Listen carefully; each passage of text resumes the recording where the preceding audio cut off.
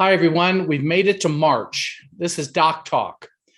This week, we're going to update the COVID news related to something that is not related, something that's not acute care.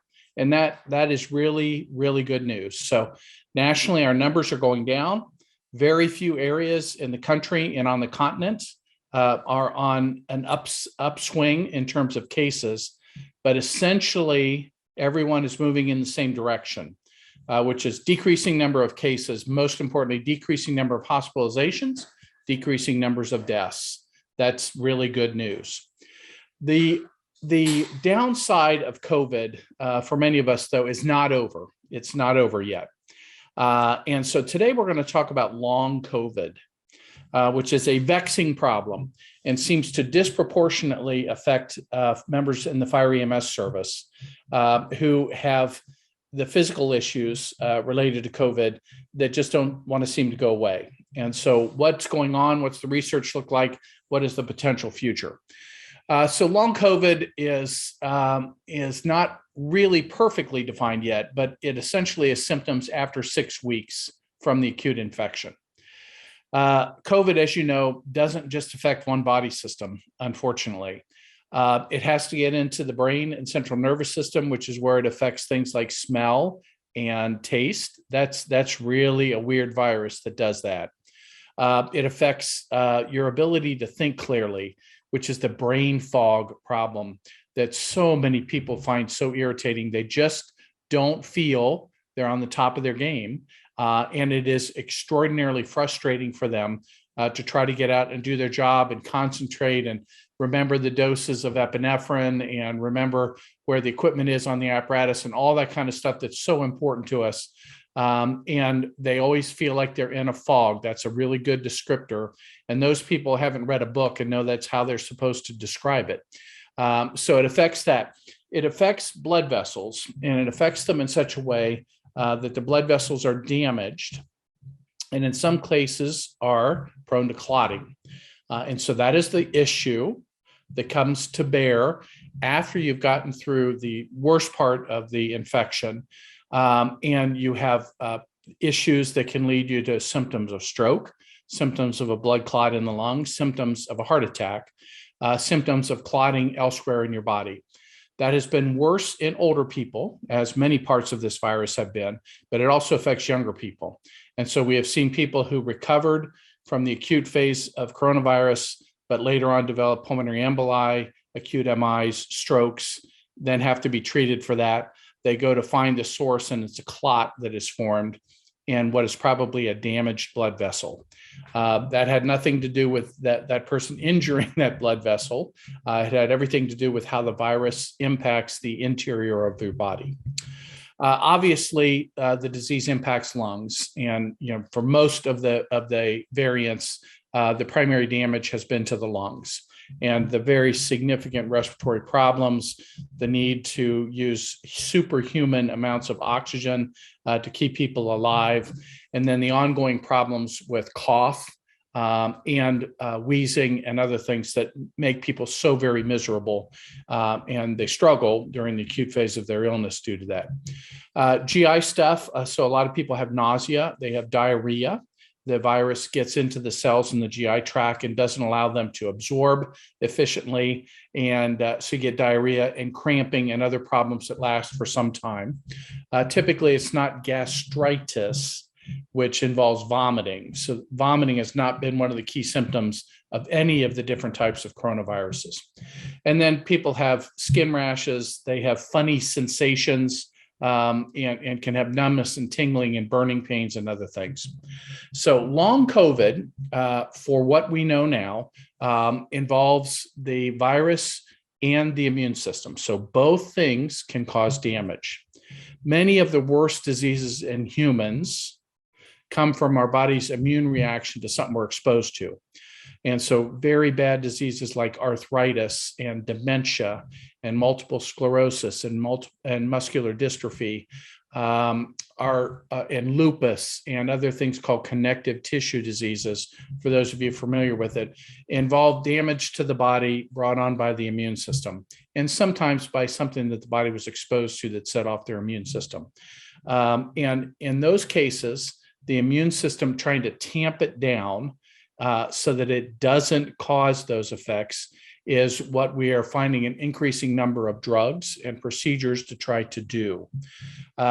Those of you who get arthritis, and that is one of the advantages of more birthdays, is that your joints begin to break down a little bit. Our bodies were originally not designed to live for 100 years. And in particular, the joints that we have been given and the fact that we are getting much bigger, it's really hard on our joints. And arthritis is a chronic degenerative problem, and we take certain medicines to try to reverse that. That's really one of the first areas where we have learned to use those classes of medicines that reduce inflammation and reduce things like joint pain in people who have arthritis. So for people who've had COVID, and the research going on now is how to make sure the immune system isn't an ongoing issue of damage in the body. And in doing that, causing the long-term symptoms that people are so desperately trying to get rid of. We don't know how long COVID lasts because the disease hasn't been on the planet for more than a little over 2 years. But we understand from some other viruses that have been with us for ages that some of these things can be a lifetime. For example, you get chicken pox when you're little. The body, in most cases, can't completely rid you of the virus. It lays in a dormant state next to your spinal cord for many years. And then triggered by something that goes on, you get the outbreak of that particular virus along a single nerve root. And we call that a terrible disease called shingles. And for all of us who have had experience with family members who had shingles, it's a really unpleasant disease. We think we have found ways to mitigate it by doing things like vaccinations for shingles that helps to reduce the presence of that childhood virus with us. But in other cases, we can't prevent shingles. They come on, they vex the people that have it, and then you just try to control symptoms. Another one of these viruses that have caused problems is the Epstein-Barr virus and the kissing disease, mononucleosis, as it was named years ago. Mononucleosis has a set of symptoms behind it called chronic fatigue that doesn't allow people to live their normal lives for some time after they've had the acute viral problem, which is called mono. We have not found ways to treat that as yet. Over time, it seems to resolve itself in many ways. But for those of you who've had chronic fatigue syndrome after mono, it can be a really frustrating disease. So here we are with long COVID. And what we have found so far, we think that getting vaccination stimulates your immune system in a way that can help some people with long COVID. And some anecdotal cases, even from firefighters who got the disease early on, they were having symptoms. They went and got their immunizations, and after the first or second immunization, noticed that their symptoms resolved either completely or to a high degree. So we believe that the vaccine can stimulate your immune system in a way that it eradicates what's left of the virus that may be still hanging around in your system. We believe that it may modulate your immune system so it's not doing ongoing damage. And we believe that may be one of the treatment areas in the future for people who haven't been vaccinated yet and have long COVID. There is also the beginning of science about the monoclonal antibodies. Monoclonal antibodies are designed outside the body to fight the virus itself, are given typically by an IV infusion. And in people who have gotten monoclonal antibodies for treatment of an acute infection, have found that their symptoms of long COVID went away or never appeared. That would be a really good development if we can give something to someone who got the early disease, didn't get it resolved, may or may not have gotten the vaccination, got another infection, got the monoclonal antibodies, and it stopped their long COVID. That would be a good thing. So long COVID, we still have a lot to learn.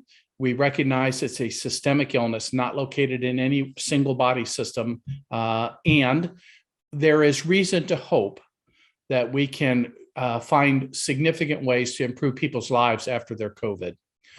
There are no cases at this point that have become so life-threatening that they have caused significant fatalities later on.